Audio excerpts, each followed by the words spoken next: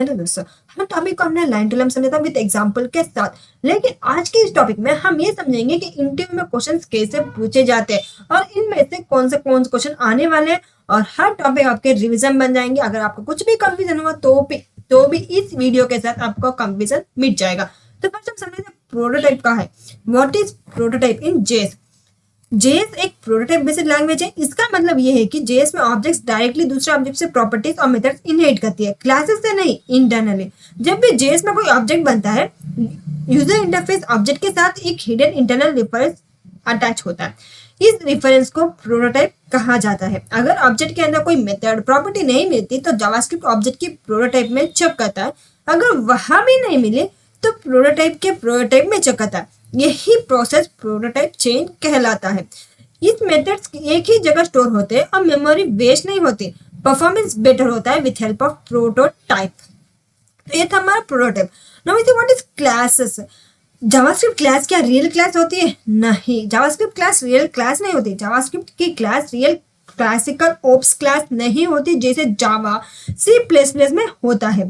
तो जेएस का class keyword सिर्फ कोड को रीडेबल बनाता है, डेवलपर को इजी सिंटैक्स देता है। इंटरनली जेएस प्रोटोटाइप सिस्टम ही यूज करता है। इसीलिए कहते हैं JavaScript classes are synthetic sugar over prototypes.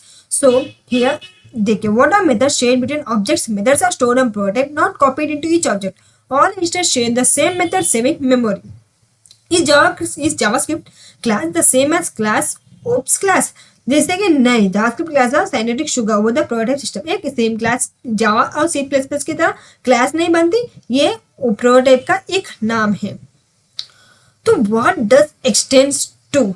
तो एक्सटेंस टू प्रैक्टिकल का क्या करता है कि एक्सटेंस का मतलब होता है एक क्लास को दूसरी क्लास के प्रोटोटाइप से कनेक्ट कर देना। फॉर एग्जाम्पल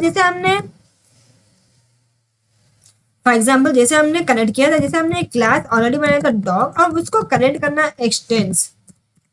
कहा क्या एक्सटेंस करना? एनिमल। जैसे मैंने ये एग्जांपल आपको एग्जांपल के साथ समझाया था इस पूरे वीडियो के साथ। तो इस लिंक का मतलब dog dot prototype animal dot prototype से लिंक हो गया। डॉग के ऑब्जेक्ट्स एनिमल के मेथड्स एक्सेस कर सकता है। तो इसकी वजह से कोड रीयूज होता है, कॉमन लॉजिक पेरेंट में, स्पेसिफिक लॉजिक चाइल्ड के अंदर। For that we use extend. It connects the child class prototype to the parent class prototype, enable inheritance. So why must super be called in a child constructor? Super क्यों compulsory होता है? Super parent class के constructor का call करता है। JS में this तब तक अवेलेबल नहीं होता जब तक पेरेंट कंस्ट्रक्टर एक्सिक्यूट ना हो। इसीलिए मेन रूल, चाइल्ड कंस्ट्रक्टर में दिस यूज करने से पहले सुपर कॉल करना कंपल्सरी है। अगर सुपर नहीं लिखा तो रन टाइम एरर आ जाएगा। So because super initialize these by calling the parent constructor, without it this cannot be used. This use नहीं किया जाता। What does instead of check? Instead of क्या चेक करता है? Check with in constructor exist in the object prototype chain. ये check करता है अगर है कि नहीं, वही चेक करता है। हमने देखा था मेथड ओवरराइडिंग भी क्या होती है। मेथड जब चाइल्ड क्लास पेरेंट क्लास के मेथड को सेम नाम के साथ अपने लॉजिक से रीडिफाइन करे तो उस मेथड को कहा जाता है ओवरराइडिंग कहते हैं। प्रोटोटाइप चेन में पहले चाइल्ड का मेथड चेक करता है, पेरेंट का मेथड ओवरराइड हो जाती है। और इंस्टेड ऑफ सिर्फ ये चेक नहीं करता कि ऑब्जेक्ट किस कंस्ट्रक्शन से बना है, बल्कि ये चेक करता है कि क्या वो इंस्ट्रक्टर प्रोटोटाइप चेन में एग्जिस्ट करता है या नहीं। फॉर एग्जाम्पल वो use instead of dog instance of animal. ये आंसर में क्या आएगा? ये आंसर में हमें क्या देगा? ये ट्रू। अगर हाँ है तो क्या आउटपुट में आएगा? ट्रू। नहीं तो फॉल्स आ जाएगा। तो फर्दर ये चेक करना है कि अंदर है कि नहीं है। Further we use instance of. Now we go another topic, memory performance and best practices. तो जेएस में मेमोरी लीक क्यों होती है, कैसे होती है और क्या होती है? तो जेएस गार्बेज कलेक्टर लैंग्वेज है, लेकिन अगर हम गलत रेफरेंस होल्ड करके रखे तो मेमोरी लीक होती है। तो मेमोरी लीक का मतलब क्या होता है कि ऑब्जेक्ट का नाम खत्म हो गया पर वो मेमोरी से फ्री नहीं हुआ। इससे क्या होता है कि ऐप स्लो होता है, ब्राउजर हैंग होता है, परफॉर्मेंस डिग्रेड होता है। For that we use memory performance. What is memory leak? जैसे A memory leak happens when an object is no longer needed, but is still different and not garbage collector. फिर भी है तो तब memory leak होती है. Why should event Lesnar be remove? Event Lesnar remove क्यों करना चाहिए? क्योंकि इवेंट लिजनर डॉम एलिमेंट का रेफरेंस होल्ड करता है. अगर एलिमेंट डॉम से रिमूव हो गया तो लिजनर अटैच्ड रहेगा. तो इसमें क्या होता है कि गार्बेज कलेक्टर मेमोरी फ्री नहीं करवाते. तो इसीलिए बेस्ट प्रैक्टिसेस वो use the syntax like remove, जैसे ऐड इवेंट लिजनर ऐड करते हैं वैसे ही रिमूव इवेंट लिजनर हम ऐड करते हैं. मैंने बताया था एग्जांपल के साथ. तो इससे क्या होता है कि single page applications, react, angular वो उसमें ज्यादातर यूज होता है remove event listeners. What is debouncing? अब ये डीबाउंसिंग क्या है? डीबाउंसिंग एक परफॉर्मेंस ऑप्टिमाइजेशन टेक्निक है. इसका मेन गोल है कि फंक्शन को तभी रन करना जब यूजर इनपुट देना बंद करे. जैसे एग्जांपल, लिफ्ट बटन चाहे 10 बार दबाओ, लिफ्ट एक ही बार आती है. Use cases search box, resize, scroll के लिए we mainly use debouncing. Give a real use case of debossing, जिसे search input field API call only after the user stops typing. So हमने ये एग्जांपल बताया था हमारे वीडियो के अंदर. Now we see difference between debouncing and throttling. तो debounce function internally कैसे काम करता है कि debounce हर इवेंट पे प्रीवियस टाइमर कैंसिल करता है, सिर्फ लॉस्ट एक्शन को ही अलो करता है. तो इससे अननेसेसरी फंक्शंस कॉल्स रुक जाती है, परफॉर्मेंस इंप्रूव होती है. तो debouncing means lost event execute होता है. थ्रोटलिंग मीन्स फिक्स्ड इंटरवल में एक्सिक्यूट होता है. Throttling learns it at fixed intervals. Now see testing JS. इसके लिए जस्ट इंस्टॉल करना पड़ेगा. अगर आपको विदाउट एनी इंस्टॉलेशन भी करना तो आप इजी से कर सकते हैं. सो टेस्टिंग का रियल प्रोसेस क्या होता है कि टेस्टिंग का गोल कोड को मैनुअली टेस्ट करने से पहले ही वेरीफाई करना. तो इसके बेनिफिट्स, बग्स अर्ली मिलते हैं, कोड रिलेबल होते हैं, प्रोडक्शन इश्यू कम होते हैं. For that we use testing. So what is unit testing? Unit testing में एक फंक्शन, एक ही लॉजिक, एक मॉड्यूल को इसोलेट करके टेस्ट किया जाता है, उसको यूनिट टेस्टिंग कहा जाता है. What does unit test verify? That a function return the expected output for a given input. जो एक्सपेक्टेड आउटपुट रिटर्न करता है वही वेरीफाई करता है. Now we say what is Jest? ये जस्ट क्या है और क्यों यूज होता है?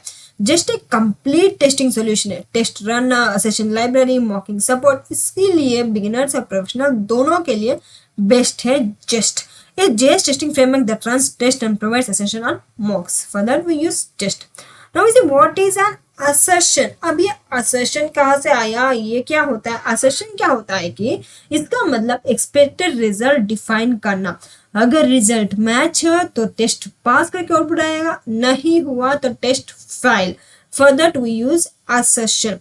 It checks whether the actual output matches the expected output or not. Now finally we come build tools and package management. इसमें देखिए npm node package manager. Use it to install libraries and run script. Package.json stores project configuration. Bundlers combine and optimize code. Example में pack, vital, parcel. जैसे हमने package.json हमने आपको बताया था syntax Tamil में लिखकर. तो आप वीडियोस कंपलसरी देखिए ताकि आपको कोई कंफ्यूजन ना. और हम इसमें देखते हैं व्हाट इज एन एमपीएम और ये क्यों यूज होता है. ये सब इंटरव्यू में पूछे जाने वाले क्वेश्चन से एक बार रिवीजन कर लोगे तो आपको इंटरव्यू क्रैक इजी से हो जाएगा. So NPM means node package manager. JS ecosystem का कोर टूल है. इसका मेनली यूज लाइब्रेरीज इंस्टॉल करने के लिए, स्क्रिप्ट्स रन के लिए, डिपेंडेंसी मैनेज. तो बिना MPM modern JavaScript development impossible होता है. For that, we use npm, managing dependencies, installing packages, and running project scripts. So, why is package.json important? आखिर ये package.json क्या है या कहाँ से आता है और इम्पोर्टेंट क्यों है? तो package.json प्रोजेक्ट का configuration file, dependency, record, script रनना. इसके बिना प्रोजेक्ट स्ट्रक्चर इनकम्प्लीट होता है. सो package.json के लिए हम npm init -y टर्मिनल के अंदर रन करेंगे. तो स्टार्ट करेंगे तो आ जाएगा package.json automatically. Why do we use bundlers? या bundlers क्या है? बंडल हमने सुना था, लेकिन ये बंडलर्स क्या है? तो बंडलर्स क्यों यूज करते हैं? ब्राउजर में multiple files and modules handle नहीं करता एफिशिएंटली. तो बंडलर फाइल्स कंबाइन करता है, कोड ऑप्टिमाइज करता है, परफॉर्मेंस इंप्रूव करता है। For that we use this. Difference between dev and prod build. Dev build is fast and debug friendly, prod build is optimised and minified. So अब हम TypeScript के अंदर चले जाते हैं। हमने देखा था जस्ट, तो हमने देखा था प्रोटोटाइप क्लास क्या होता है, टेस्टिंग क्या होती है, मेमोरी परफॉर्मेंस क्या होती है, मेमोरी लीक क्यों होते हैं, और इसके पैकेजेस, इसके बिल्ड टूल्स, ये सब हमने देखा था। अब चले आते हैं ये टाइपस्क्रिप्ट। टाइपस्क्रिप्ट भी जावास्क्रिप्ट का एक पार्ट होता है। So it is superset of JS. At static typing, errors are caught at compile time. JS compiles to JavaScript. Use it for large and scalable projects. So TypeScript क्या है और क्यों use होता है? TypeScript is equals to JS plus उसके types. तो TypeScript क्यों बनाया? क्योंकि JS भी तो अच्छा था, लेकिन TypeScript कहाँ से आया? JS में कंपाइल टाइम के अंदर हमें एरर दिखाई देता था, जो कि हमें लाइन टू लाइन समझ नहीं आता कहाँ एरर है करके। तो इसकी वजह से यूजर्स को भी बहुत ज्यादा टेंशन होने लगा, क्योंकि ये वो एरर्स यूजर्स को दिखाई दे रहा था। तो वही डेवलपर ने क्या किया कि इसको कुछ अलग बनाए, टाइप्स जावास्क्रिप्ट ही हो लेकिन इसमें से कुछ अलग करे, उसके लिए इंट्रोड्यूस किया टाइपस्क्रिप्ट को। तो इससे क्या होता है कि कोड सेफ होता है, एरर्स पहले मिल जाते हैं, लार्ज प्रोजेक्ट मैनेजेबल होते हैं। For that we use TypeScript, it is superset of JS. So, why is TypeScript needed to catch errors early, improve code safety and maintain large codependency? What is TypeScript compile step? ये TS compile step क्यों जरूरी है और इसे कैसे करें? तो browser TypeScript नहीं समझता। अगर आप TypeScript लिख भी दो ब्राउजर के अंदर तो ये नहीं समझेगा। तो हमें इसमें क्या करना है कि फर्स्ट हम TS करके TypeScript को एंटर करेंगे, एक फाइल बनाएंगे TS करके TypeScript वाला फाइल, फिर हम उसमें जो भी कोड आप एंटर करना चाहते हो, बड़े बड़े प्रोजेक्ट्स आप एंटर करना चाहते हो, तो वो सब सिंटैक्स आप उसमें लिख सकते हो।